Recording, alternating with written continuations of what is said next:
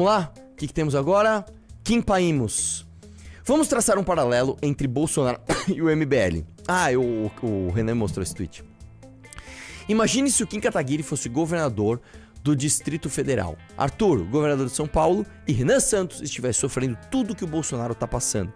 Vocês acham que os governadores do MBL estariam fazendo o que diante do cerco contra Renan Sonaro?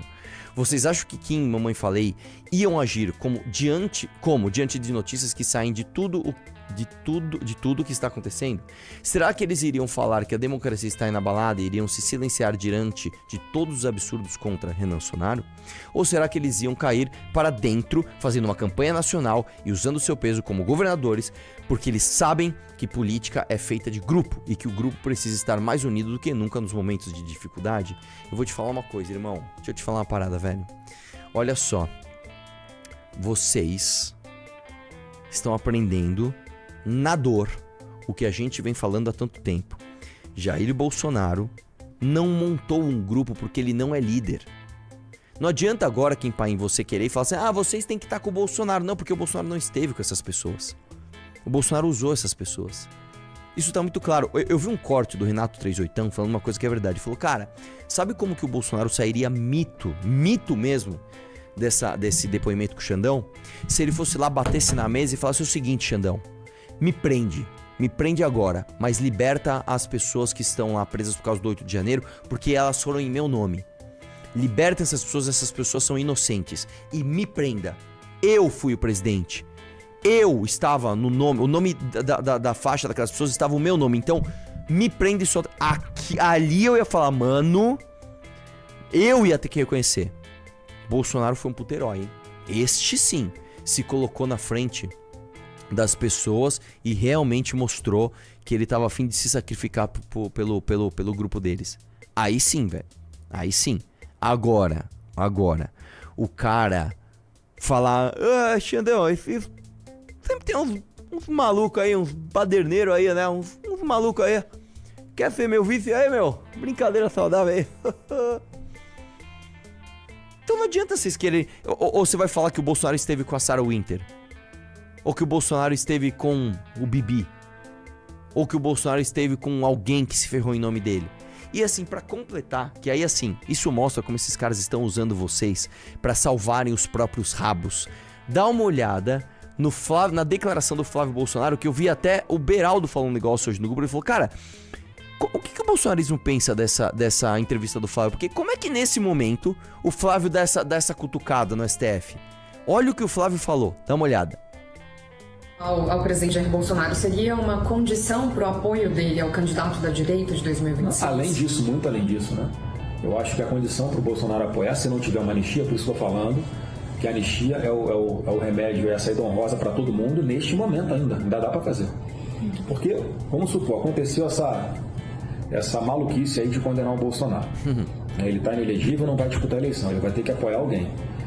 Ele não só vai querer apoiar alguém, que banque a anistia, ou que banque um indulto, como você falou, não sei qual seria o instrumento, né, a ser utilizado, mas que eles fossem cumpridos. Porque a gente tem que fazer uma análise de cenário também, que numa hipótese do presidente da República dar um indulto para o Bolsonaro, o PT vai entrar com um habeas corpus aqui no Supremo e é inconstitucional esse indulto, como o Supremo já fez. Então vai ter que ser alguém na presidência da República que tenha um comprometimento, eu não sei de que forma, de que isso seja cumprido. Mas como?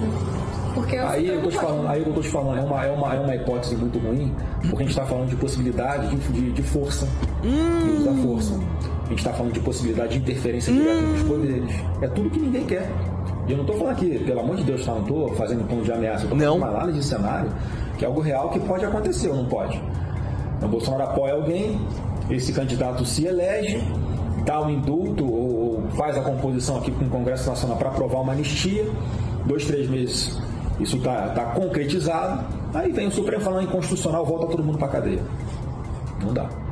Isso não dá. Certamente o candidato que o presidente Bolsonaro vai apoiar vai ter que ter esse compromisso. Posso falar uma coisa? O Flávio cometeu o tal do sincericídio. Ele colocou o preço na mesa.